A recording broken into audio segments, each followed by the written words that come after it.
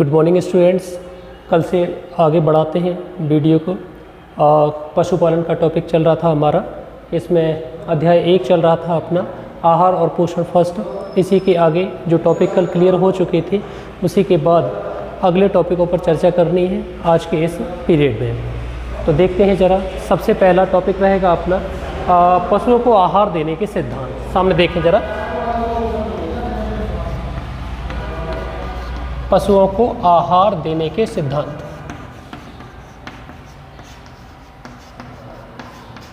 देने के सिद्धांत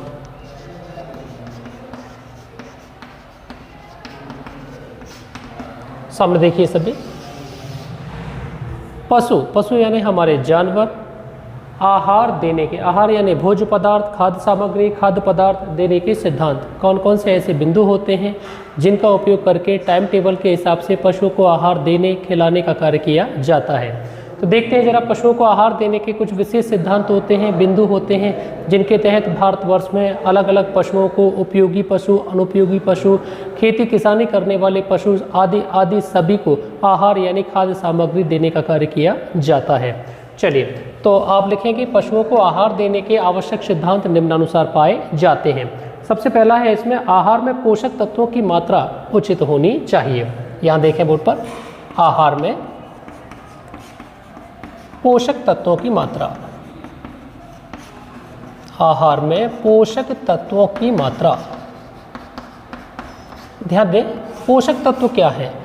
वे सभी आवश्यक तत्व जो शरीर की वृद्धि विकास के लिए उपयोगी माने जाते हैं उन्हें पोषक तत्व कहा जाता है। ये खाद्य पदार्थ में विशेष रूप में पाए जाते हैं। तो आहार में पोषक तत्वों की मात्रा का अनुपात निश्चित होना चाहिए।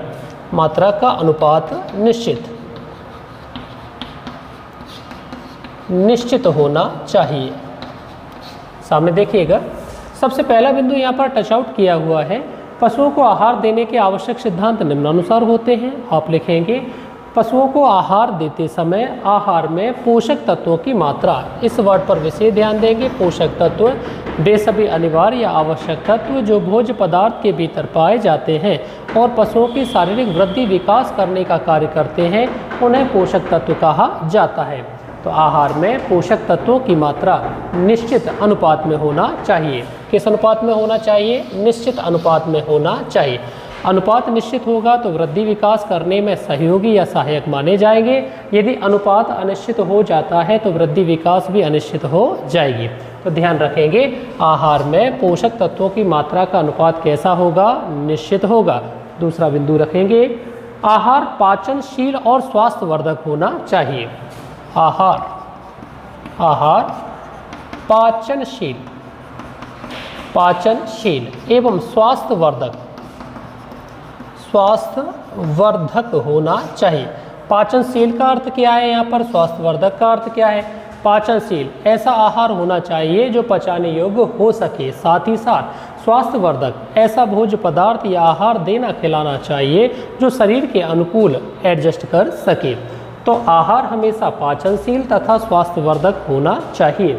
तीसरा बिंदु स्टेप बाय देखें। थर्ड स्टेप में, आहार में पर्याप्त मात्रा में भारीपन होना चाहिए। आहार में पर्याप्त मात्रा में भारीपन।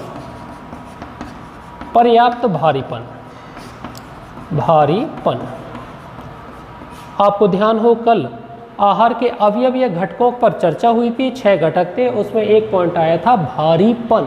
भारीपन का अर्थ होता है आहार ऐसा होना चाहिए जो पशु की भूख को जल्दी से जल्दी शांत कर सके। तो ध्यान दीजिए, नंबर 3 पर लिखा हुआ है आहार में पर्याप्त मात्रा में भारीपन भी होना चाहिए। इसके बाद 4th स्टेप में दिया हुआ है, आहार पशु उत्पाद के गुणों को बढ़ाने वाला होना चाहिए। आहार पशु उत्पाद,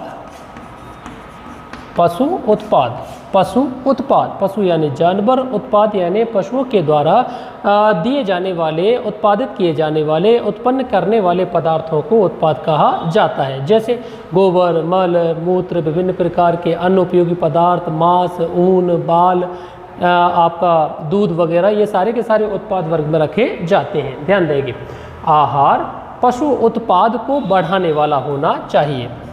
उत्पाद को बढ़ाने वाला गौर करें, ऐसा आहार देना चाहिए जो पशु के उत्पादन को ग्रो कर दे, वृद्धि कर दे, बढ़ाने का कार्य कर सके।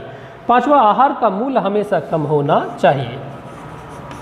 आहार का मूल्य हमेशा कम होना चाहिए।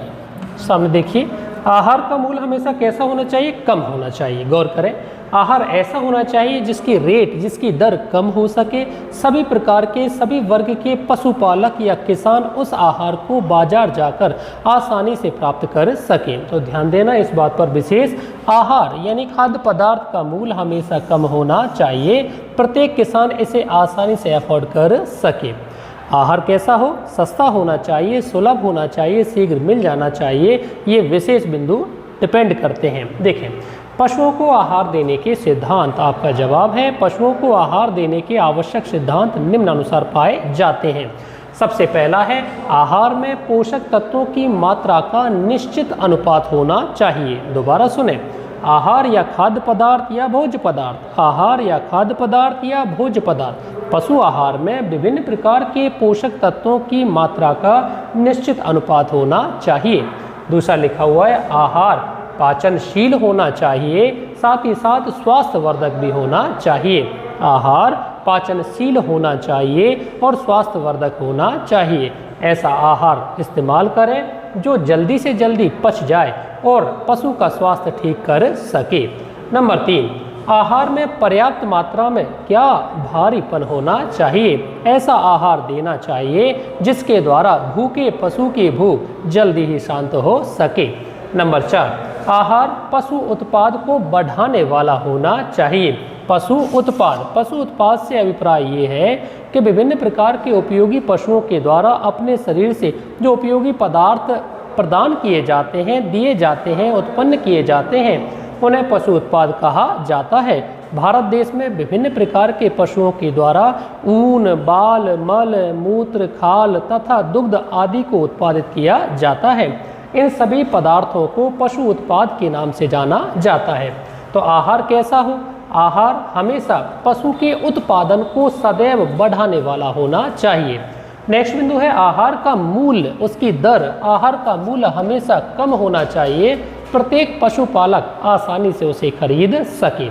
तो ये सारे के सारे बिंदु हैं आपके पशुओं को आहार देने के सिद्धांत। किसके सिद्धांत हैं? आहार देने के सिद्धांत। इंपॉर्टेंट क्वेश्चन है, ध्यान रखें सभी छात्र। पूछा जाता है, पूछा गया भी है कई वर्षों में कि पशुओं को आहार देने के सिद्धांत। तो पुनः सुने एक बार, जिससे आपको जल्दी कवरेज हो, याद करने में दिक्कत ना आए। पशुओं को आहार देने के आवश्यक सिद्धांत में सबसे पहला बिंदु है, आहार में पोषक तत्वों की मात्रा का अनुपात हमेशा निश्चित होना चाहिए।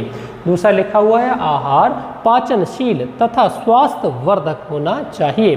पाचनशील, पचाने वाला, स्वास्थ्यवर्धक, पशु के शरीर को अच्छे रखने वाला। तीसरा, आहार में पर्याप्त मात्रा में भारीपन होना चाहिए। चौथा, आहार पशु उत्पादन या उत्पाद को बढ़ाने वाला होना चाहिए। और अंतिम है, आहार का मूल्य हमेशा कम होना चाहिए, बाजार में या क्षेत्र में आसानी, सुगमता के साथ मिल जाना चाहिए। याद हो जाएगा सभी छात्रों को? पॉइंट क्लियर है सभी को? बहुत बढ़िया। एक बार देख लीजिए आप, फिर मैं साफ करके अगले बिंदु पर आता हूँ। चलिए मैं इसे साफ कर देता हूँ जब तक।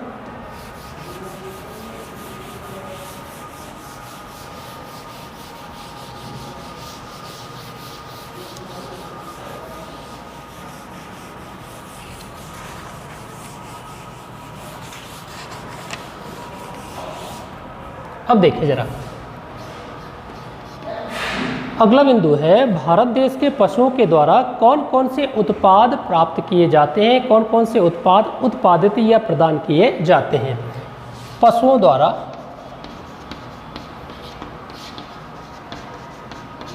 उत्पादित पदार्थ,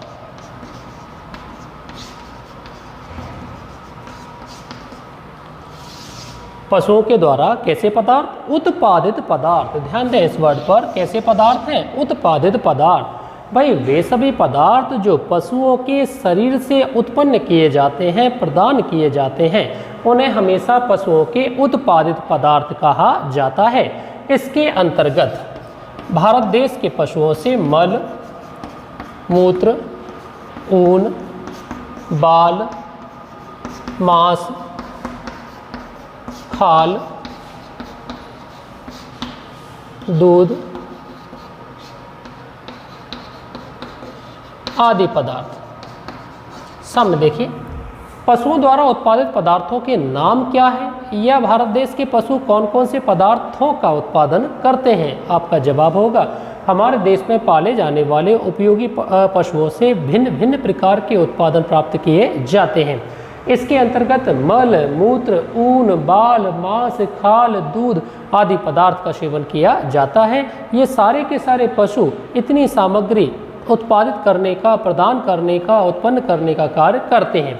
इन सभी पदार्थों का अलग अलग कार्यों में, उपयोगी कार्यों में उपयोग कर लिया जाता है। अलग अलग पदार्थ सामग्री बनाने के लिए उपयोग किया जाता है। एक बार और गौर करें शब्दों पर। पशुओं द्वारा उत्पादित पदार्थ, भारत देश में पाले जाने वाले पशुओं के शरीर से कौन कौन से पदार्थों को उत्पादित किया जाता है? उत्पादित का अर्थ है पशुओं के शरीर से उत्पन्न होने वाले पदार्थों को उत्पादित पदार्थ कहा जाता है। ध्यान दीजिए, पशुओं द्वारा उत्पादित पदार्थ हमारे देश में पाले जाने वाले उपयोगी पशुओं के शरीर से प्राप्त होने वाले पदार्थों के नाम निम्नानुसार होते हैं। सबसे पहला मल मूत्र, फिर ऊन, बाल, मांस, खाल, दूध आदि पदार्थ प्राप्त किए जाते हैं। मलमूत्र, मलमूत्र का उपयोग क्या है? मलमूत्र का उपयोग है खाद बनाने में। विभिन्न प्रकार के खाद तैयार करने के लिए पशुओं द्वारा त्यागा गया मलमूत्र का उपयोग किया जाता है। ऊन का उपयोग होता है वस्त्र बनाने के लिए। बालों का उपयोग टूथब्रश या अन्य सामान बनाने के लिए। अन्न पदार्थ बनाने के लिए। मांस का उपयोग मांसाहारी भोजन के लिए। मांसाहारी भोजन। खाल का उपयोग विभिन्न प्रकार के पर्स बेल्ट बनाने के लिए। पर्स बेल्ट और बेल्ट बनाने के लिए। साथ ही साथ दूध का उपयोग खाद्य पदार्थ बनाने के लिए। खाद्य सामग्री। सामने देखिए सभी, यहाँ पर मैंने सारे उत्पादित पदार्थों के नाम आपके सामने लिखे। इसके अलावा इन उत्पादित पदार्थों का उपयोग किन किन कार्यों में किया जाता है वो भी मैंने आपके बोर्ड पर सामने लिखा समझाने के लिए। देखें, पशुओं द्वारा उत्पादित पदार्थ हमारे देश में पाले जाने वाले विभिन्न प्रकार के उपयोगी पशुओं के शरीर से उत्पन्न होने वाले पदार्थों को ही हम पशुओं के द्वारा उत्पादित पदार्थ कहते हैं। सामान्यतः भारत देश के पशुओं के शरीर से मल, मूत्र, ऊन, बाल, खाल, मांस, दूध आदि पदार्थों को उत्पादित किया जाता है। इन संपूर्ण पदार्थों को अलग अलग कार्यों में उपयोग किया जाता है, जैसे कि मलमूत्र का उपयोग खाद्य निर्माण में करते हैं। ऊन का उपयोग वस्त्र निर्माण में, ऊनी वस्त्र, शीतकाल के वस्त्र बनाने में किया जाता है। बाल का उपयोग टूथब्रश तथा अन्य सामग्री बनाने में किया जाता है। इसके अलावा मांस का उपयोग मांसाहारी भोज्य पदार्थ के रूप में किया जाता है। खाल का उपयोग विभिन्न प्रकार के पर्स, बेल्ट आदि निर्माण में किया जाता है। दूध का उपयोग विभिन्न प्रकार के दुग्ध से बनी हुई खाद्य सामग्री बनाने में किया जाता है। तो ये क्लियर याद हो जाएगा बेटा सभी को। एक बार और देख लीजिए कौन कौन से उत्पादित पदार्थ निकल रहे हैं। मलमूत्र, ऊन, बाल, मांस, खाल, दूध आदि पदार्थ प्रदान किए जाते हैं। चलिए क्लियर बेटा, इसे मैं साफ कर देता हूँ।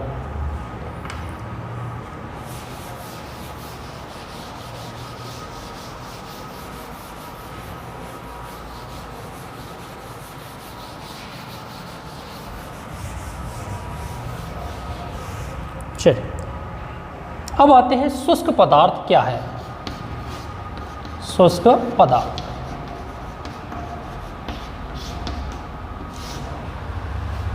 भाई कैसा पदार्थ लिखा हुआ है? शुष्क। कैसा पदार्थ है? शुष्क। शुष्क पदार्थ, शुष्क का अर्थ होता है सूखा और पदार्थ यानी पदार्थ। पशु आहार में उपयोग होने वाला शुष्क पदार्थ किसे कहते हैं? क्या होता है शुष्क पदार्थ? शुष्क पदार्थ जब भोजन के पदार्थ को जल के क्वथनांक तक या इससे अधिक लगभग 120 डिग्री सी ताप तक गर्म किया जाता है। जब भोज्य पदार्थ, जब भोज्य पदार्थ अर्थात आहार को जल के क्वथनांक ताप, जल के क्वथनांक ताप तक अथवा क्वथनांक ताप तक अथवा लगभग 120 डिग्री सी तक गर्म किया जाता है, गर्म किया जाता है। गौर करना लाइनों पर विशेष। शुष्क पदार्थ कैसे तैयार किया जाता है? भोज्य पदार्थ आहार में शुष्क पदार्थ का निर्माण कैसे करते हैं पशुपालक? जब भोज्य पदार्थ खाए जाने वाली सामग्री को भोज्य पदार्थ कहा जाता है। जब भोज्य पदार्थ अर्थात आहार को जल के क्वथनांक ताप, हाँ भाई बात करते हैं क्वथनांक ताप क्या होता है। दो टेम्परेचर होते हैं, एक होता है हिमांक, एक होता है क्वथनांक। हिमांक का अर्थ होता है फ्रीज करने वाला टेम्परेचर अर्थात बिल्कुल बर्फ जमाने वाला ताप, और क्वथनांक का अर्थ होता है उबलने या उबालने वाला तापमान। तो ध्यान देंगे, जब भोज्य पदार्थ अर्थात आहार को जल के क्वथनांक ताप तक अथवा उससे भी अधिक लगभग 120 डिग्री सी तक गर्म किया जाता है, तो इसके भार में कमी आ जाती है।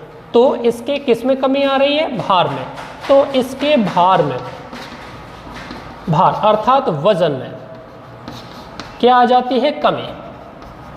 सामने देखिएगा, जब भोज्य पदार्थ अर्थात आहार को जल के क्वथनांक ताप तक अथवा लगभग 120 डिग्री सी टेम्परेचर तक गर्म किया जाता है तो इसके भार में कमी आ जाती है। भार यानी वजन इसका घट जाता है। यह कमी जल के वाष्पीकरण के कारण उत्पन्न हो जाती है।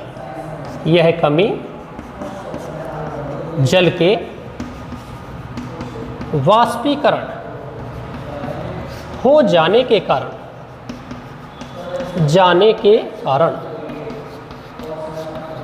उत्पन्न हो जाता है। भाई यह कमी जल के वाष्पीकरण हो जाने के कारण हो जाती है। पुनः सुने भाई, जब भोज्य पदार्थ अर्थात आहार को जल के क्वथनांक ताप तक अथवा लगभग 120 डिग्री सी टेम्परेचर तक गर्म किया जाता है तब इसके भार अर्थात वजन में कमी आ जाती है। यह कमी जल के वाष्पीकरण हो जाने के कारण हो जाती है। इस प्रकार तैयार होने वाले शेष खाद्य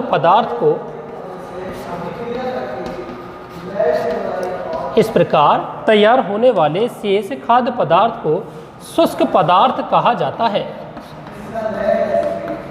शुष्क पदार्थ कहा जाता है। समझ देखें, लाइनों पर गौर करना बहुत ही इंपॉर्टेंट है। IMP ये डाल दिया है मैंने यहाँ पर। शुष्क पदार्थ क्या है? शुष्क पदार्थ क्या है? जब भोज्य पदार्थ अर्थात आहार को जल के क्वथनांक यानी गर्म करने वाले उबालने वाले टेम्परेचर तक अथवा उससे भी अधिक लगभग 120 डिग्री सी ताप तक गर्म किया जाता है। कितना टेम्परेचर है? 120 डिग्री सी ताप तक गर्म किया जाता है। आगे लिखा हुआ है तो इसके भार यानी वजन में कमी आ जाती है। यह कमी जल के वाष्पीकरण हो जाने के कारण उत्पन्न हो जाती है। इस प्रकार तैयार होने वाले शेष खाद्य पदार्थ को शुष्क पदार्थ कहा जाता है। इस प्रकार बनने वाले खाद्य पदार्थ को शुष्क पदार्थ कहा जाता है। परिभाषा याद हो जाएगी भाई, समस्या तो नहीं होगी। बहुत बढ़िया। शुष्क पदार्थ आगे है। भोजन का शुष्क पदार्थ ही उसका पोषक मूल्य निर्धारित करने का कार्य करता है। भोजन का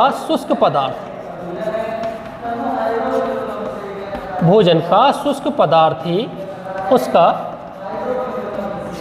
पोषक मूल्य निर्धारित करने का कार्य करता है। पोषक मूल्य क्या कर रहा है? निर्धारित करने का कार्य करता है।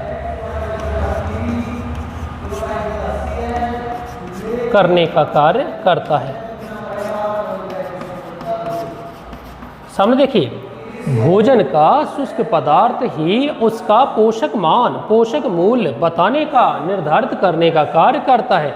बात करते हैं पोषक मूल्य किसे कहते हैं या पोषक मान क्या होता है। खाद्य पदार्थ में वृद्धि विकास वाले जितने घटक अवयव पाए जाते हैं उन्हें पोषक मूल्य या पोषक पदार्थ के नाम से जाना जाता है। गौर करें, भोजन का शुष्क पदार्थ ही उसका पोषक मूल्य निर्धारित करने का कार्य करता है। क्या करने का? निर्धारित करने का कार्य करता है। शुष्क पदार्थों में ही भोजन के प्रमुख पोषक तत्व पाए जाते हैं। ये पोषक तत्व कार्बनिक अकार्बनिक दोनों रूप में पाए जाते हैं। भाई, भोजन का शुष्क पदार्थ ही उसका पोषक मूल्य बताने का कार्य करता है। ये पोषक मूल्य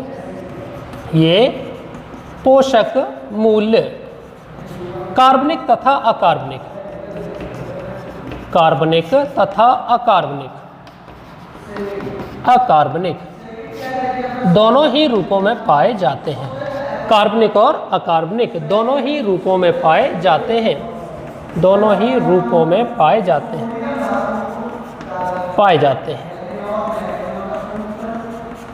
अब यहाँ पर पूरी डेफिनेशन अपनी तैयार हुई, क्लियर हुई। अब उनको याद करना है, समझना है, सोचना है, सारी चीज़ें क्लियर करना है। चलिए देखें, शुष्क पदार्थ क्या है या शुष्क पदार्थ से आप क्या समझते हो? जब भोज्य पदार्थ अर्थात पशु आहार को जल के क्वथनांक ताप तक अथवा उससे भी अधिक, जैसे कि लगभग 120 डिग्री सी ताप तक गर्म किया जाता है, तो इसके भार यानी वजन में भारी कमी आ जाती है। यह कमी जल के वाष्पीकरण हो जाने के कारण उत्पन्न हो जाती है। इस प्रकार तैयार होने वाले शेष खाद्य पदार्थ को शुष्क पदार्थ कहा जाता है। भोजन का शुष्क पदार्थ ही आहार या उसका पोषक मूल्य निर्धारित करने का काम करता है। ये पोषक मूल्य कार्बनिक और अकार्बनिक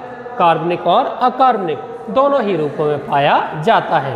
ये पोषक मूल्य कार्बनिक और अकार्बनिक, ध्यान देना सामने बोर्ड पर, कार्बनिक और अकार्बनिक दोनों ही रूपों में पाया जाता है। कार्बनिक और अकार्बनिक। एक बार और लीजिए, जब भोज्य पदार्थ अर्थात आहार को जल के क्वथनांक तापमान तक अथवा उससे भी अधिक लगभग 120 डिग्री सी ताप तक गर्म किया जाता है, तो इसके भार में वजन में कमी आ जाती है। यह कमी जल का वाष्पीकरण हो जाने के कारण उत्पन्न हो जाती है। इस प्रकार शेष तैयार होने वाले खाद्य पदार्थ को शुष्क पदार्थ कहा जाता है। भोजन का शुष्क पदार्थ ही उसका पोषक मान या मूल्य निर्धारित करने का काम करता है। ये पोषक मूल्य दो प्रकार का अर्थात कार्बनिक और अकार्बनिक दोनों ही रूपों में पाया जाता है। समझ में आ गया छात्रों? शुष्क पदार्थ, कहीं कोई परेशानी तो नहीं? तो यहाँ पर अभी 3 टॉपिक बताया आपको इस वीडियो में। एक बताया सबसे पहला आहार देने के सिद्धांत। देखिए जरा बोर्ड पर 3 टॉपिकों पर चर्चा हुई अभी। आहार के सिद्धांत।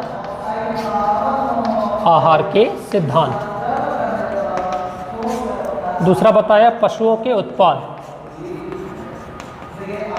और तीसरी चर्चा हुई शुष्क पदार्थ। देखिए, आहार के सिद्धांत में मैंने बताया पशुओं को विभिन्न प्रकार से अलग अलग बिंदुओं के माध्यम से आहार खाद्य सामग्री डालने देने का कार्य किया जाता है। इसके बाद पशुओं के उत्पाद के बारे में चर्चा हुई, कौन कौन से पदार्थ पशु देते हैं। हमारे इंडियंस को विभिन्न प्रकार के उपयोगी पदार्थ निकालते हैं अपने जानवर या पशु, वो कौन कौन से थे? उसके अंतर्गत मलमूत्र, दूध, बाल, मांस, खाल, ऊन, हड्डी आदि सभी चीज़ों का उपयोग किया जाता है। ये सारे जानवर या पशु इनको उत्पादित करने का काम करते हैं। हमारे भारत देश में उत्पादित सभी पदार्थों को अलग अलग दैनिक उपयोग की वस्तुएं बनाने में किया जाता है। फिर शुष्क पदार्थ जस्ट लास्ट में लिखा ही हुआ है भाई, जब भोज्य पदार्थ यानी आहार को जल के क्वथनांक ताप तक अथवा उससे भी अधिक लगभग 120 डिग्री सी टेम्परेचर तक गर्म किया जाता है, तब उसके भार यानी वजन में भारी कमी आ जाती है। यह कमी जल यानी पानी के वाष्पीकरण हो जाने के कारण हो जाती है। इस प्रकार तैयार होने वाले अथवा बनने वाले शेष खाद्य पदार्थ को ही शुष्क पदार्थ कहा जाता है। फिर लिखा हुआ है भोजन का शुष्क पदार्थ ही उसका पोषक मूल्य निर्धारित करने का काम करता है। आगे देखें, ये पोषक मूल्य 2 प्रकार के, कार्बनिक और अकार्बनिक। ये पोषक मूल्य 2 प्रकार के, कार्बनिक और अकार्बनिक दोनों ही रूपों में पाए जाते हैं। समझ में आ गया छात्रों? ठीक, आज के लिए वीडियो इतनी ही। इससे आगे नेक्स्ट वीडियो में चर्चा होगी। पढ़ते रहें, खुश रहें सभी, और बढ़िया तरीके से आप ऑनलाइन क्लास से बढ़िया स्टडी करते रहें। धन्यवाद।